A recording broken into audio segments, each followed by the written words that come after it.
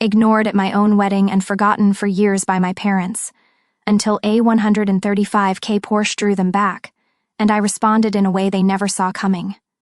I stand alone in the bridal suite at Willamette Valley Vineyard, staring at my reflection in the full-length mirror. My wedding dress fits perfectly, every seam and crystal exactly where it should be. The makeup artist outdid herself. My eyes look wider, my cheekbones more defined, my lips the perfect shade of rose. The white roses in my bouquet rest on the vanity, waiting. I check my phone for the 14th time in 20 minutes. No messages from Mom, nothing from Dad, not even a text from Logan. A soft knock at the door breaks the silence. Martha, the wedding planner, pokes her head in, her practiced smile barely hiding her concern. "It's time, Caroline. Are you ready?" My eyes drift to the window overlooking the ceremony space. 90 guests are seated in neat white chairs while the string quartet plays softly, and in the front row, 3 empty seats stare back at me like accusations. "They're not coming, are they?" My voice trembles despite my best efforts. Martha's smile falters. "There's still time," she says, but we both know it's a lie. I take a deep breath and smooth the silk of my gown. "Let's go." The doors to the garden open, and 90 heads turn to watch me walk alone down the aisle. I feel their sympathetic gazes like physical touches, little pats of pity that make my skin crawl. Some whisper behind cupped hands, others offer encouraging smiles that only make the hollow feeling in my chest expand. My focus narrows to Ethan waiting at the altar, his eyes steady on mine. The love radiating from him is almost enough to push away the memory of my mother's voice 3 days ago. "We'll try, sweetie. Logan's firm has an event that weekend." I had offered to pay for the flights, the hotel, anything. "Please, Mom," I had begged, desperation clawing at my throat. In the background, Dad's voice had drifted through. "Tell her we're busy." Now, placing one foot in front of the other, I force myself to breathe. In, out, one step, another step. I will not cry. I will not give them the satisfaction, even in their absence. When I reach Ethan, he takes my hands in his. His fingers are warm, solid, real. "I'm here," he whispers, too low for anyone else to hear. We're enough. For a moment, I'm 8 years old again, standing in our living room while Mom and Dad fuss over Logan's debate trophy. They position it carefully on the mantel, step back to admire it from different angles, and take photos to send to relatives. My art contest certificate sits forgotten in a kitchen drawer. I had shown it to them earlier that day, pride bubbling up as I explained how the teacher said I had exceptional talent. Mom had glanced at it and said, "That's nice, honey," before turning back to the dinner she was preparing. Later, Dad had ruffled my hair absently. "Logan needs more support. He's going places," he'd explained when I asked why they went to all his events but missed my art showcase. "You understand, don't you, Caroline? And Mom, never missing an opportunity, why can't you be more like your brother? He focuses on what matters." I'd tried harder after that. Academic awards, college scholarships, business success, each achievement a desperate attempt to turn their heads in my direction. Each one noted with distracted acknowledgement, if acknowledged at all. The ceremony continues around me. I say my vows, my voice growing stronger with each promise. I choose a future based on seeing each other clearly, I tell Ethan, the words carrying more weight than anyone but he understands. When the officiant pronounces us husband and wife, Ethan's mother envelops me in a warm embrace. "You're one of us now, dear," she whispers, and something tight in my chest loosens just a fraction. The photographer captures us on the dance floor, Ethan twirling me under the string lights. His cousins join us, forming a circle of laughter and music. For moments at a time, I forget about the family-shaped hole in my celebration. I forget about the phone I've checked too many times and the explanations I've given to curious guests. At the reception, Sarah, my college roommate, raises her glass. "To finding the family who deserves you," she says, her eyes holding mine with fierce loyalty. A murmur of agreement ripples through the crowd. The truth of her words hits me like a physical blow. All these years, I've been invisible to the people who should have seen me most clearly. I've been chasing approval from those who never intended to give it. When the celebration quiets for a moment, I slip away to check my phone one last time. No missed calls, no messages, not even a token congratulations. Ethan finds me there, staring at the blank screen. "They missed something beautiful today," he says, wrapping an arm around my waist. I look up at him, at the man who has never once made me feel like I needed to earn his attention. I think of his family, who welcomed me without reservation, and of friends who traveled across the country to stand beside me. I set the phone down. Their choice, I say, feeling lighter than I have in years, not my burden. And for the first time, I almost believe it. 2 years later, I lean back in my ergonomic chair staring at the computer screen. Acquisition of Crescent Motion Studio, finalized at $21 million. 2 years of negotiation, 5 years of building from scratch, and now validation in the form of 8 figures. My office door bursts open as my team floods in with bottles of champagne and plastic flutes. To Caroline, Jen, my creative director, raises her glass. The woman who built something from nothing while certain people weren't looking.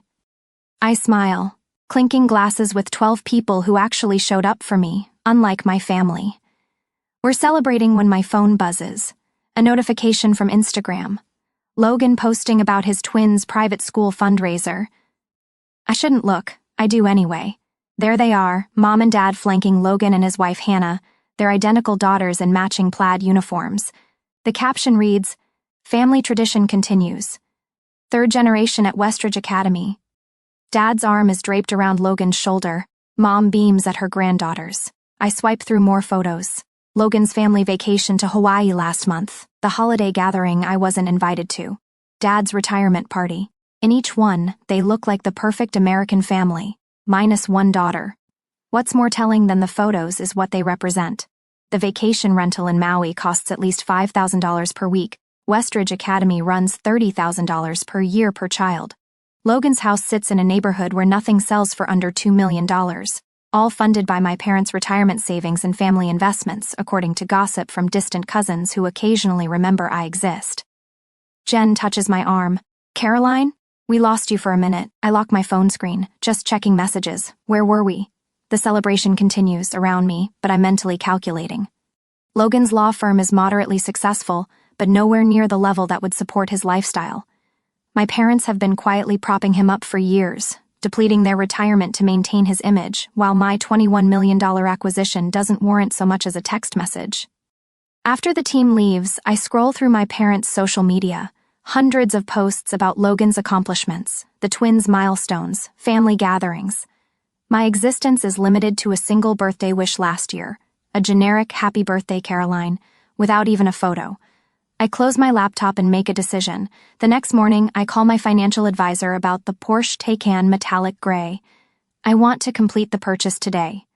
3 hours later, I'm signing paperwork for a $135,000 car. It's extravagant, unnecessary, and exactly what I want. Not because I need my family's approval, but because I never needed their money. Back home, I take a single photo of the car in my driveway, the afternoon sun gleaming off its metallic finish. I post it to Instagram with a simple caption, "Dreams realized." For 3 days, nothing. Then on Wednesday afternoon, my phone lights up with a name I haven't seen in 5 years. Mom calling. My stomach tightens as I answer. "Hello?"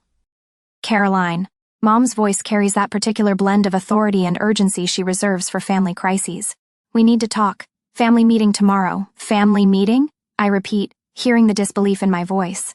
"After 5 years of silence, you're calling about a family meeting?"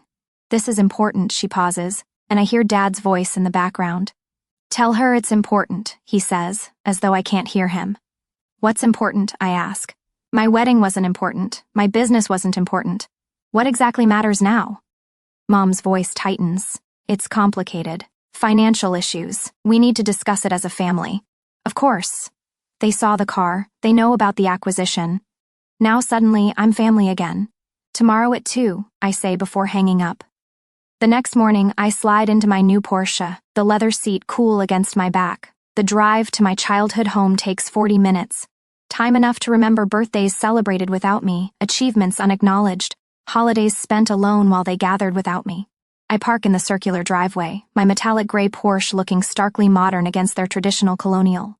For a moment, I sit there, hands gripping the steering wheel. The last time I stood on that porch was 6 years ago, when I'd announced my engagement to Ethan. Mom had nodded politely while Dad checked his watch repeatedly, clearly waiting for me to leave. They've never needed me before. Why now? My phone buzzes with a text from Ethan. "Remember who you are. Call me if you need extraction." I smile despite myself. Another notification appears. An email from Naomi Blake, the investor who believed in Crescent Motion when no one else would. Your worth isn't measured by those who couldn't see it. A final alert, my assistant confirming tomorrow's meetings. Don't let them take too much time. You have the production review at 4.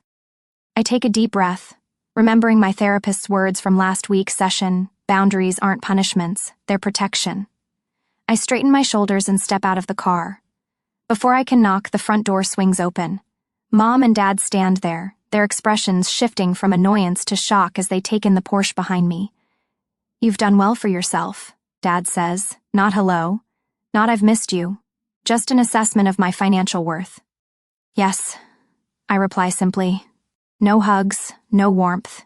They lead me to the dining room table where Logan and Hannah already sit, their faces a study in calculated concern. Caroline. Logan nods as though we spoke last week instead of 5 years ago. Let's get straight to business, Dad says, pulling out financial folders. I remain standing, my purse strapped tight in my grip, the only outward sign of the turmoil beneath my calm exterior. No, I say. First, I'd like to know why I'm suddenly important enough to include in family discussions after being excluded from everything else for years. Mom and Dad exchange glances. Logan shifts uncomfortably. We can discuss that later, Mom says, her voice slipping into the dismissive tone I know too well. We have more pressing matters now. I'm not in a rush, I reply, still standing, and I'm not interested in being convenient family only when you need something. For the first time in my adult life, I see uncertainty flicker across my father's face. In this moment, I understand they need me now, and for once, I have the power to decide what happens next. The dining room of my childhood home feels smaller than I remember.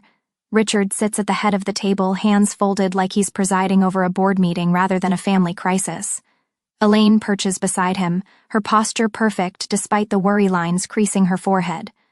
Across from me, Logan slumps in his chair, his designer shirt wrinkled at the cuffs. Hannah sits beside him, a leather photo album open on her lap. It's foreclosure, Caroline. Richard's voice is firm but carries an unfamiliar tremor. Logan's mortgage is 3 months behind. The twins' private school tuition is unpaid for this semester. I say nothing, letting the silence stretch. 2 years of no contact, and this is what brings us together. You need to help your brother. Richard slides a document across the polished oak table, loan paperwork already filled out. The presumption steals my breath. Think about your niece and nephew. Elaine's voice catches, a practiced hitch that once would have sent me scrambling to please her. They're just children. They shouldn't suffer because of financial difficulties. Logan leans forward, eyes narrowed. We're family, that's what family does. When one of us succeeds, we help the others. Hannah flips the album open wider, pushing it toward me. They ask about Aunt Caroline all the time. She points to photos of children I barely recognize, their faces shining at a birthday party I wasn't invited to attend. Maddie wants to know why you never visit. Richard clears his throat. We've done everything we could. Our retirement fund is... He trails off, exchanging a look with Elaine. The implication hangs in the air between us. My success means I owe them. My independence is selfish in the face of family need. I close the photo album and slide it back across the table. Where were you at my wedding? The question falls from my lips with surprising calm. Logan blinks. What? My wedding. 2 years ago. Where were you? Elaine's hand flutters to her throat. We were busy. Logan had that event with his firm. It wasn't convenient, Richard adds, as if commenting on a missed dinner party. I nod slowly, feeling something crystallize inside me. And yet here you are now because you saw the Porsche on Instagram. You only contacted me because you saw the car. Logan's face flushes. That's not fair, isn't it? I sit straighter, feeling the power of my financial independence in my spine where there once was an anxious curve, now there's steel. I built everything alone, every scholarship, every client, every late night. Where were any of you? Richard's eyes narrow. What's that got to do with the current situation? Everything. I fold my hands on the table, mirroring his posture. I'm listening. Tell me why I should write a check today. Logan slams his hand on the table. You always had to prove something, always showing off how smart you were, how creative, how special. Some of us were just trying to live normal lives. Richard's hand settles on Logan's shoulder. Your brother had more potential. We had to nurture that. You were always so... independent. We're still your parents, Elaine whispers, tears gathering in her eyes. Despite everything, you were parents in title only, I reply, my voice remaining steady, surprising even myself. You missed my high school graduation. You missed my college scholarship ceremony. You missed the launch of my company. You missed my wedding. I tap the table with each missed milestone. You missed my life. And now you want to share in what that life has built. My phone vibrates in my pocket. I glance down to see Ethan's message. You okay? Meeting running long. The sight of his name brings back Naomi Blake's words when she invested in my startup. You don't need approval from anyone who can't see your light. I think of my team at Crescent Motion, their faces shining as we toasted the acquisition. People who chose to see me, to support me, to believe in what I could build. In my briefcase rests the contract for the foundation funding, signed by the board last Tuesday. People who trust me with purpose, not just money. Richard slides the loan paperwork closer to me.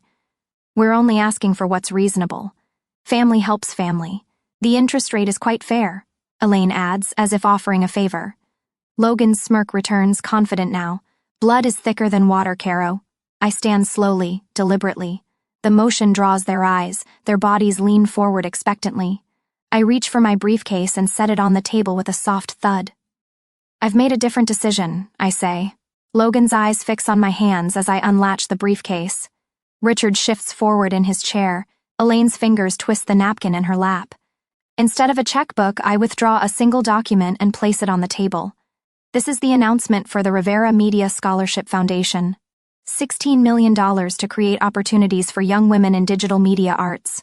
I smooth the paper with my fingertips. The press release goes out tomorrow morning. 16 million? Logan chokes out the number. Named after Miss Rivera, my high school media arts teacher, the woman who attended my gallery showings when my family was too busy. The money is legally protected in a foundation trust. The board approved the allocation last week. Silence falls like concrete across the table. I'm helping girls who never got the applause I didn't get, I say, gathering my belongings. That's what family means to me. Logan's face contorts, veins standing out on his forehead. You're wasting it on strangers, on nobody girls who deserve better than what I got, I finish for him. Girls who need someone to invest in them. My parents sit stunned, staring at the paper that represents millions they'll never touch. I pick up my phone, turning the screen toward them. A recording app displays an active timer, 36 minutes and 14 seconds and counting. I've also documented every manipulative message from today, I say quietly. Every threat, every demand, every guilt trip, just in case anyone gets creative with legal claims against the foundation. I walk toward the door, my footsteps echoing in the silence. Behind me, I hear Logan's chair scrape back violently. You can't just leave, his voice cracks. We need that money. I pause at the threshold, not turning back. No, Logan, what you needed was to show up. At my graduation, at my company launch, at my wedding. But that opportunity has passed. The door closes behind me with a soft click that sounds like freedom. The Porsche purrs beneath me as I drive away from my childhood home, my knuckles no longer white on the steering wheel. The further I get, the steadier my hands become. I press the call button on the dashboard. It's done, I tell Ethan when he answers. They showed exactly who they are. How bad was it? His voice fills the car, concern wrapped around each word. Exactly what we expected. Logan lost his mind when I showed him the foundation paperwork. Dad tried to salvage the situation, but Mom just kept crying about family obligation. Are you okay? A fair question. I glance at myself in the rearview mirror, surprised to find no tears, no flush of embarrassment, only a clear-eyed woman looking back. I'm better than okay. For the first time, I saw them clearly, without hoping for something different. I'm proud of you, Ethan says. Remember, foundation board meeting at 9 tomorrow morning. Everything's ready for the press announcement. The timing had been deliberate. Establish the foundation legally before any family confrontation. Schedule the announcement before they could regroup. No emotional pleadings, just legal structures they couldn't penetrate. The Rivera Media Scholarship would be my legacy, not a family drama. I'll be ready, I promise before ending the call. The first message comes at 11:47 p.m.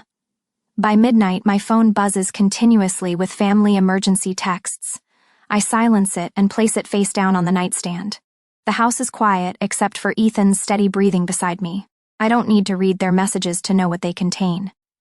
Morning brings 6 voicemails from my mother, the progression evident in her tone, from weepy pleas about family unity to sharp accusations of betrayal, culminating in threats about what people will think of a daughter abandoning her family in their time of need.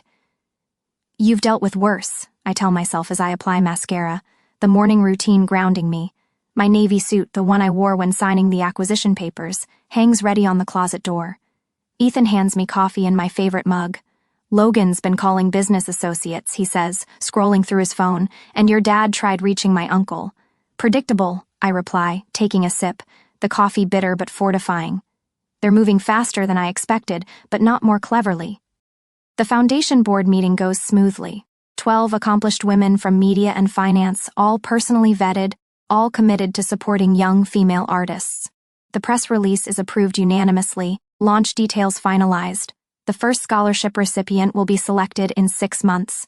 I'm reviewing the event venue proposal when Janine from reception calls. Miss Rivers, your family is here. They're causing quite a scene. Through the glass walls of my office, I can see security already moving toward the lobby. I straighten papers that don't need straightening. Have security escort them out, please, calmly and professionally. I watch through the windows as my mother's voice rises over the general office hum. My daughter is abandoning her family. Her hands gesture wildly, her pearl earrings swinging with the motion. Logan stands beside her, arms crossed, face flushed with the particular shade of red it used to turn when he was denied something as a child. My team watches me for cues. I stand, smooth my skirt, and walk to my office door. It's being handled, I tell them with a calm I've practiced for this moment. Let's continue with our work. Security escorts my family toward the elevators. Logan's voice carries back. This isn't over. We have family obligations you can't just ignore. That evening, I draft a single email to all 3 of them. I have documented your harassment at my workplace. Any further attempts to contact me at my office will result in a formal complaint.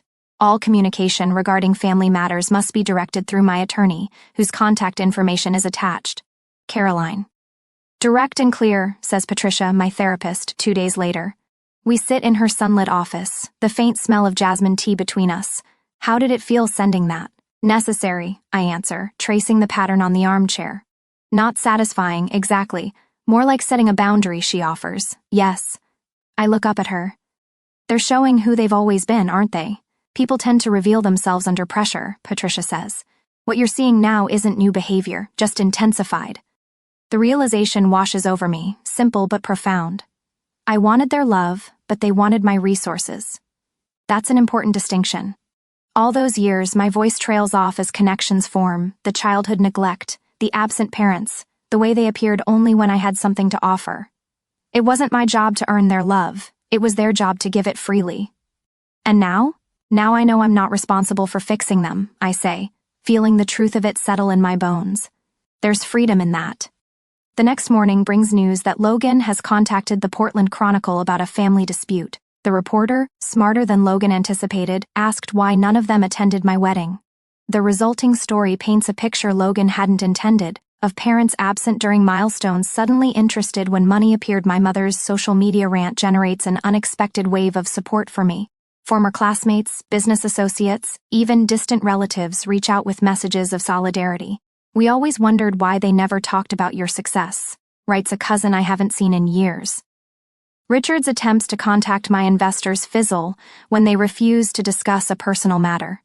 The community rallies around the Scholarship Foundation instead, with applications already pouring in months before the official launch.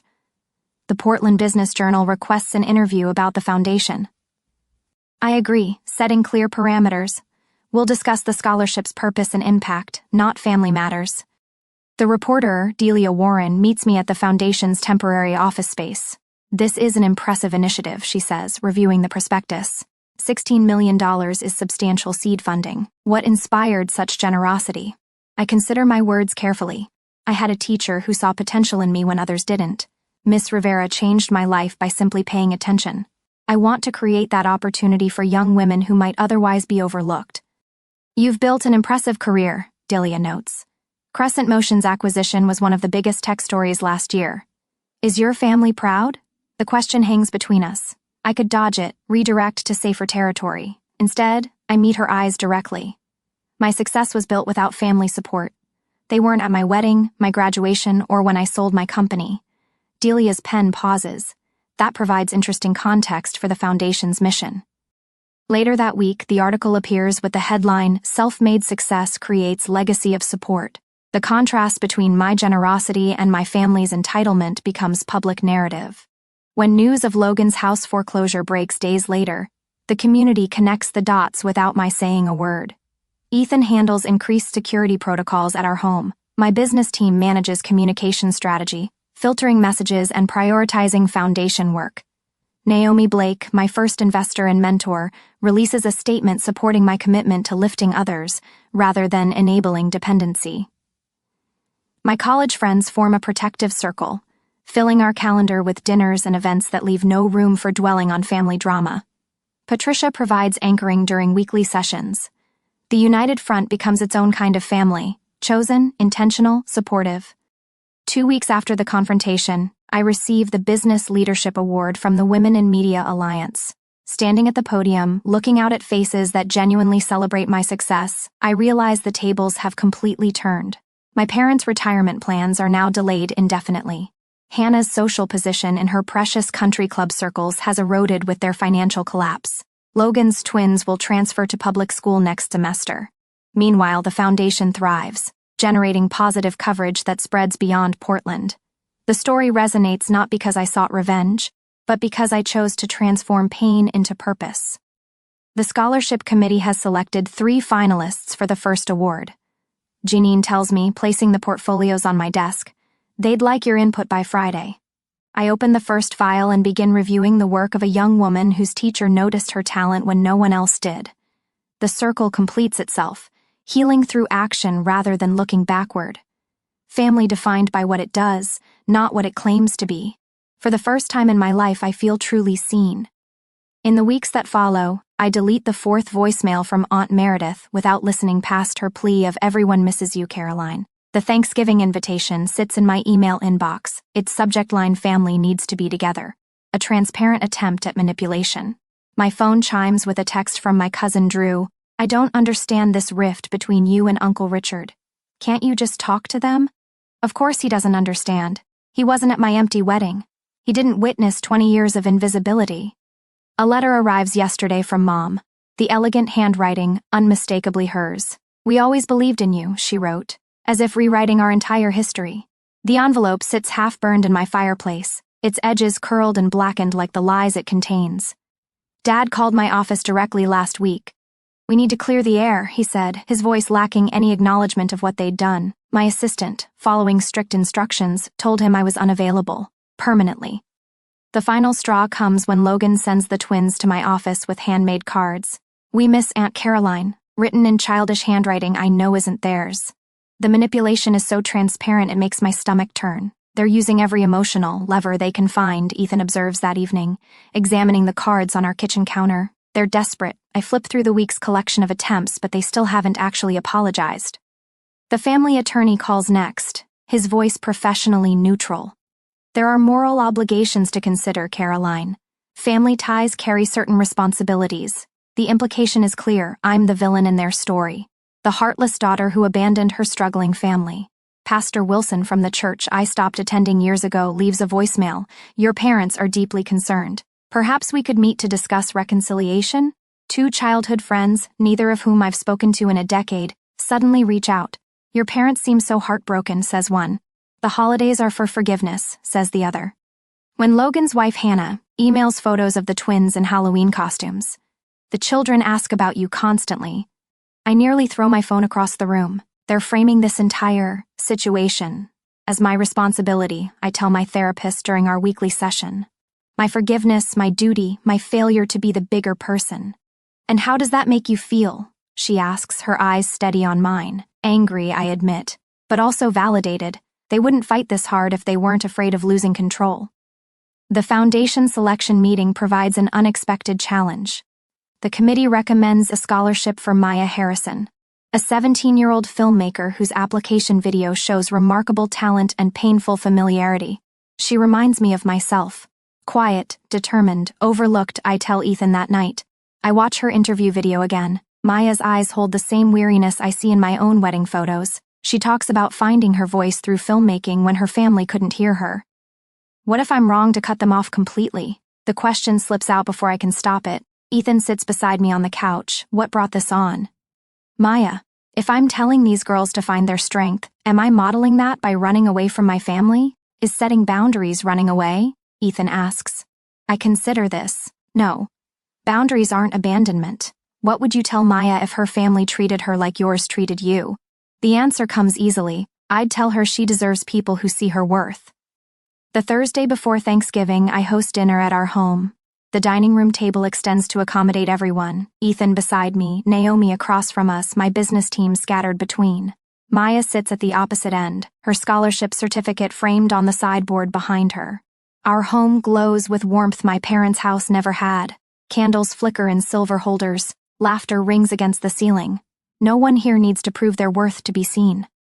I raise my glass. To those who see us as we are, the toast echoes around the table. My phone stays off, notifications silenced. The meal unfolds in perfect rhythm, conversations flowing without the undercurrent of judgment I grew up with. Over dessert, I announce the Foundation's new mentorship program. I'll be personally involved with each recipient, I explain. We're creating connections that matter. Maya's eyes widen. You'll be mentoring us yourself? Every step of the way, I smile at her. This foundation isn't just about money, it's about building something meaningful together. Naomi nods approvingly. You've created structures that can't be interfered with. The foundation's independence is legally secured, I confirm. Its success will be measured by impact, not approval. Later, as we clear plates, Ethan turns on the local news. Right on schedule. The feature about the foundation airs, strategically timed to coincide with my family's traditional dinner hour. On screen, I speak with confidence I've earned. We build family through action, not obligation. The report transitions to financial analysis, contrasting the foundation's transparent governance with examples of mismanagement, including a not-so-subtle reference to Logan's business failures. Maya watches, transfixed. They're actually comparing your brother's company to the foundation? Facts speak for themselves, I reply, stacking dessert plates with steady hands. The community has validated what my family refused to see. The following morning, my parents request a meeting at a coffee shop downtown. I arrive in the Porsche, the car that triggered their sudden interest after years of silence. Dad looks older than I remember, defeat etched into the lines around his mouth. We should have been there, he admits, staring at his untouched coffee. At the wedding? I ask, though I know that's not all he means. Everywhere his voice cracks. All those years. Mom's eyes shimmer with tears. How can we fix this?